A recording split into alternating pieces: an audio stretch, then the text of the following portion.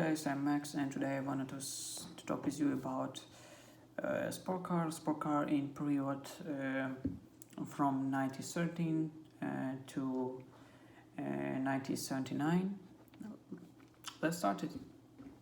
1913 to 1939, pre-war era cars.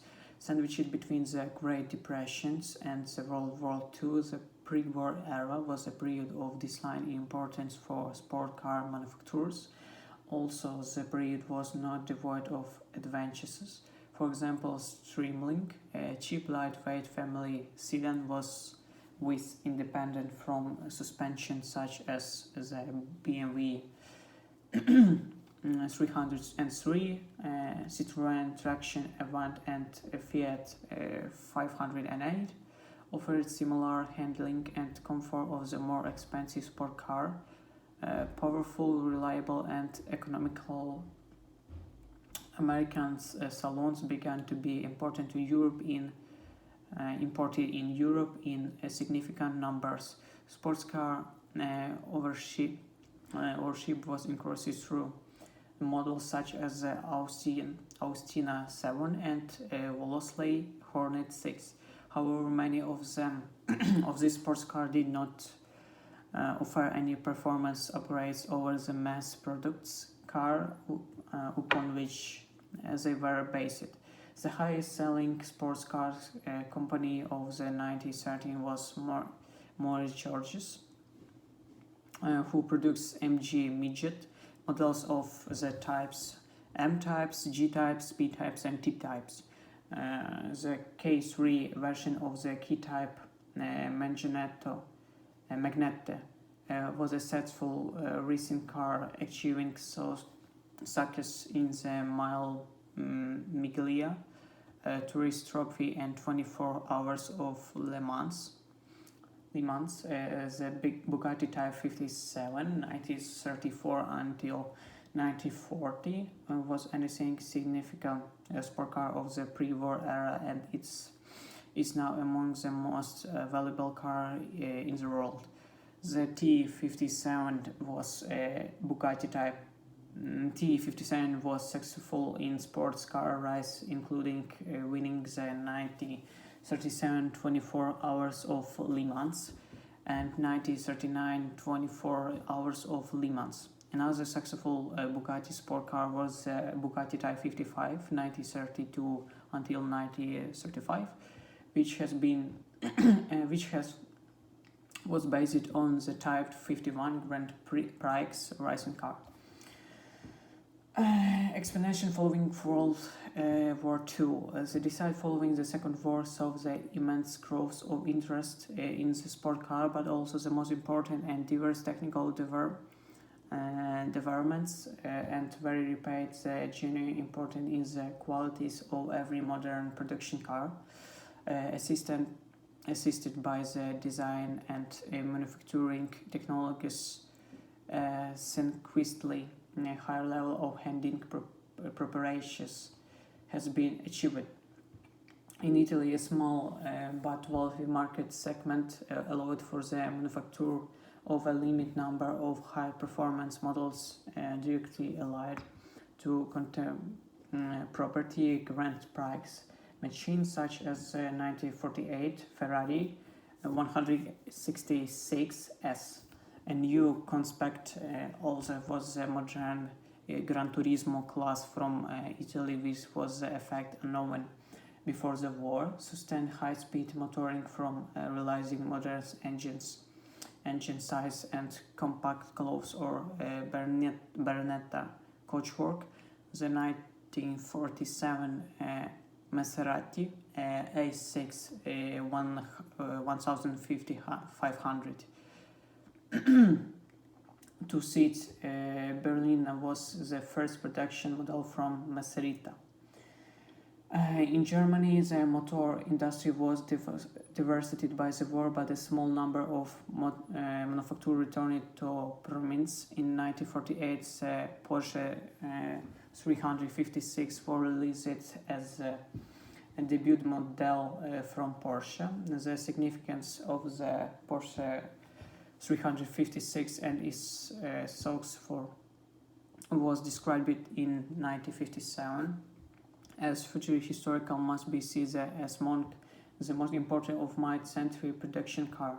The 1954 Mercedes-Benz 300 SL in another significant car from the area. 1916 until 1979, lightweight roadsters mid-engine supercar.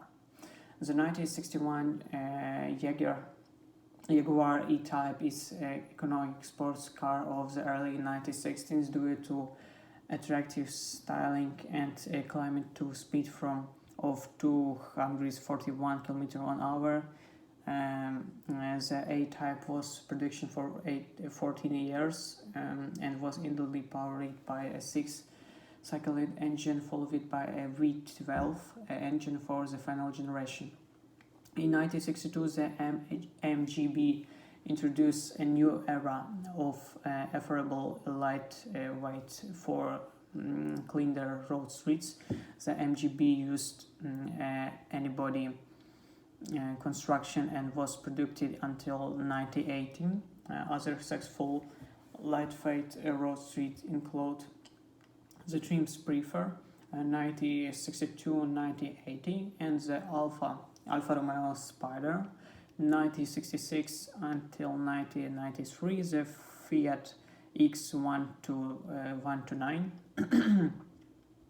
1972 until 1989 was unusual for its use of mid-engine design in an affordable road streets model, a late entrance to the affordable roadster market was the 1975 Triumph TR7. However, by the late 1970s, the demand for his style of car was declined, resulting in producing a casing in 1982. The original lots LN 1962 and 1975 two-seat coupe and Ridgester models are early commercial sockets for the philosophy of achieving a performance through the minimizing weight, as has been rated as one of the top 10 sport cars of the 1960s. The LN featured fiberglass bodies, backbone chassis, and overhead camshaft engines. A very different style of roadster was the AC Cobra, released in 1962, which was fitted with a VA engine up to 70L 426 cu in size. The Porsche 911 was released in 1964 and was remained in production since. The 111 is notable for its use to the uncommon rear engine design and the use of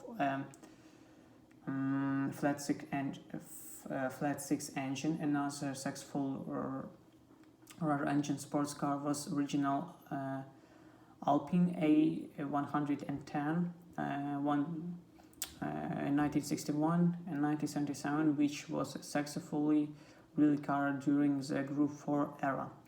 In 1965, the BMW New Class Coupes were released, leading to the BMW 6 Series, which remains in production to this day. In 1966, the Gens FF became the first sports car to use all-wheel drive.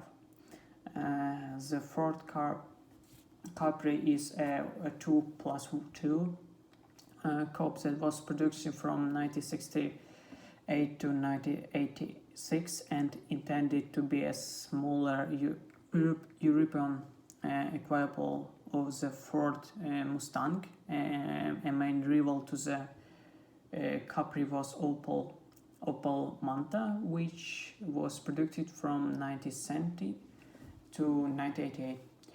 The 1973 until 1978 Lancia Stratus was a engined two-seat coupe that was powered by a Veria V6 engine. This was an unusual argument for a car used to compete in rally. Not less, it was very successfully and won the World Rally Champions in 1974, 1975 and 1976. The Lancia motor car was produced from 1975 to 1981 and is a mild engine two-seater available to a couple of a target top, sold as Lancia Scorpion in the USA. It's a racing variant Monte Carlo Turbo won the 1979 World Champions for makes. It's in its division and overall for 1980 World Champions for makes and 1981 World Endurance Champions for makes. The Monte Carlo was a basis for the Chicote racing car Lancia Rally 033. This is all on today. See you next video. Bye.